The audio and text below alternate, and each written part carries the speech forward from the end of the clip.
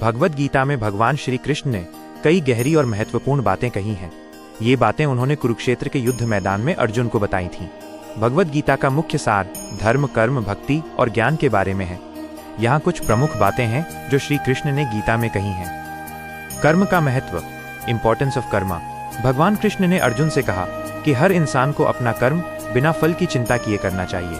उन्होंने कहा, कर्मण्येवाधिकारस्ते मा फलेषु कदाचन।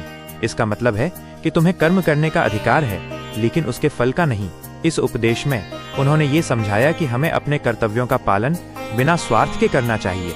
यही निष्काम कर्म योग है। आत्मा की अमरता, immortality of the soul. Krishna ने अर्जुन को समझाया कि शरीर नश्वर है पर आत्मा अमर है। उन्होंने कहा, नैनम छिन्दन्ति शस्त्राणि नैनम दहति पावकः। इसका अर्थ है कि आत्मा को न तो शस्त्र काट सकते हैं, न आग जला सकती है, न पानी भिगो सकता है और न हवा सुखा सकती है।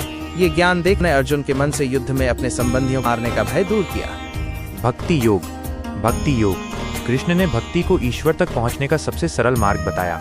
उन्होंने कहा कि जो व्यक्ति सच्चे मन से उनकी भक्ति करता है, उसे वे स्वयं मुक्ति प्रदान करते हैं। उन्होंने ये भी कहा, ये यथा मां प्रपद्यन्ते तांस्तथैव भजाम्यहम्, यानी जो मुझे जिस भाव से भजता है, मैं उसे उसी रूप में प्राप्त होता हूँ।